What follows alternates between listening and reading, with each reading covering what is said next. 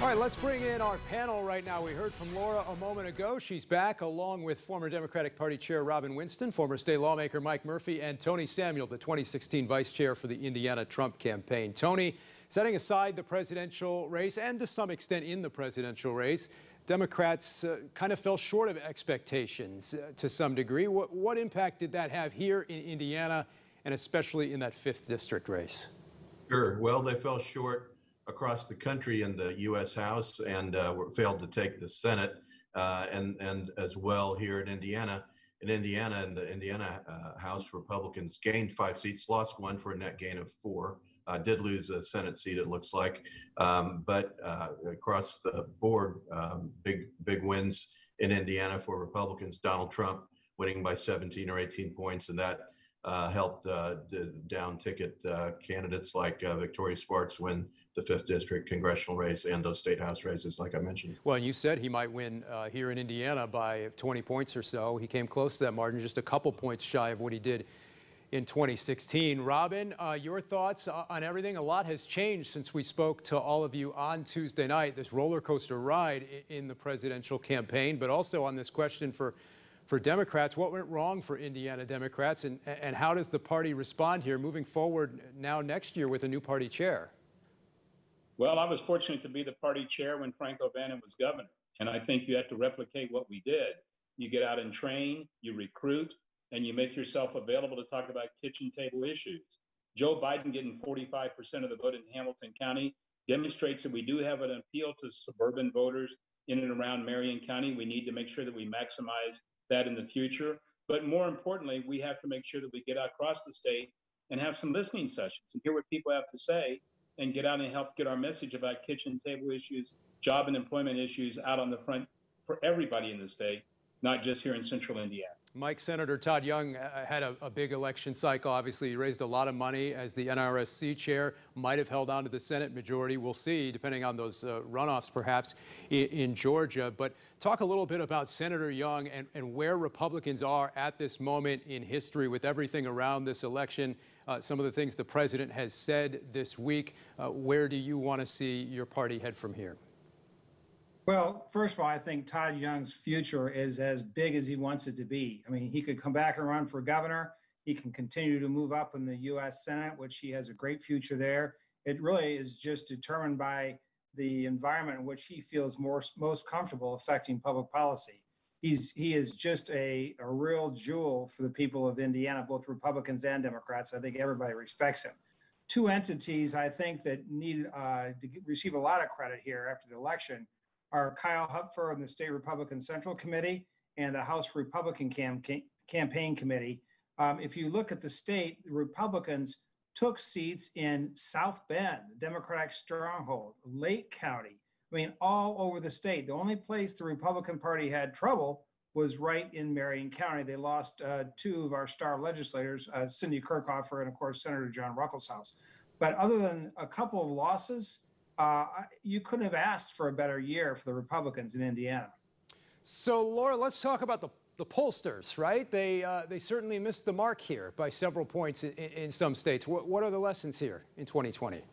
Yeah, they did, and they missed the mark in 2016 too. I begin to think there's a lot of people out of a job, but I think we can learn in terms of the demographic groups, and that's one thing that pollsters have certainly done, is trying to make sure that the sampling is accurate towards the population. They learned from 2016 they were oversampling college-educated people, which isn't true in terms of population of the voters, the electorate, right? They needed to have more voters who hadn't gone to college and to make their sample as representative as possible. I think there's always going to be tweaking in that regard.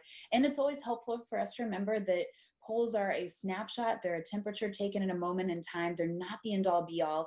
I think it's helpful for voters to keep that in mind so you don't feel like, gosh, your candidate's going to win. Why bother showing up to the polls? You've got it in the bag. Or to be concerned and like, oh, we're just going to lose. Why waste our time? Why bother showing up? Regardless, don't always just use those as the reason you do or you don't do something. You should be voting regardless of those. I'd like to think we talked about polls a little less often on the program this year than 4 years ago, maybe, but maybe we shouldn't be talking about them at all in the future. I don't know. Robin, what else stood out to you here in Indiana? You had the governor's race and, of course, the governor right back to work this week dealing with these with these surging COVID numbers, you also had a lot of interesting state house races with Republicans holding on to that supermajority in the House and Senate. Well, what I was pleased with is Mitch Gore down on the south side of Indianapolis, including the Beech Grove area, was able to pull off a victory against not only an incumbent, but the Marion County Republican chair. John Ruckelshaus went down to defeat to our first Muslim member of the Indiana General Assembly. So we have a young law enforcement officer in Mitch Gore, deputy sheriff in the county, and we have a new member of our General Assembly, who will be the first Muslim ever elected to the General Assembly. Those are great trends for our diversity in the future. Well, we're going to have an interview with him coming up here in just a moment. Tony, what else stood out to you? Well, I think Mike had good points. Kyle Hepburn, the Republican State Party, and the House Republicans led by Mike Gentry and Marion Patterson, their campaign folks, did an excellent job. But I'll go back also to Donald Trump, who increased his vote numbers across the country by about 8 million, and here in Indiana by about 225,000, including about 14,000 in Hamilton County. So when you get more folks coming out because of the president, it lifts all boats, and that made a big impact on those down ballot races. Tony, real quick, if the president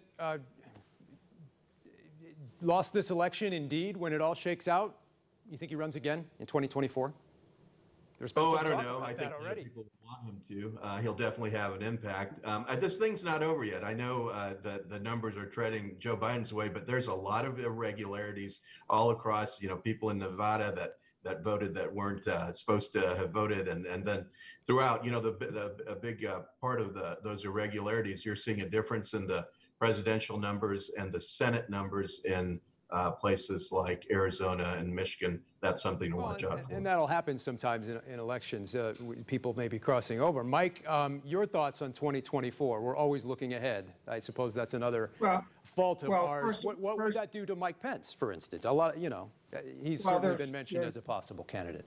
I can say one thing that is applicable to both 2020 and 2024, and that is the voters are never wrong. You can disagree with them, vehemently, but they are never wrong. And when it comes to 2024, I fully expect Mike Pence to take a serious look at it. There's several things he can be doing in the meantime. If I were him, I'd write a book, not about the past, but about the future. You have the presidency of Liberty University open. You have Rush Limbaugh's looks like a terminal illness here. He'd be great in either one of those positions. He's going to have a lot of opportunities, and you haven't heard the last. Let's put it that way from Mike Pence. Okay, Mike, Robin, Laura, Tony, thank you all so much. Thank you for being here on election night with us and throughout the week. We appreciate it. We'll see you in just a couple minutes for this week's winners and losers. Coming up next, though, as lawmakers prepare for the year ahead.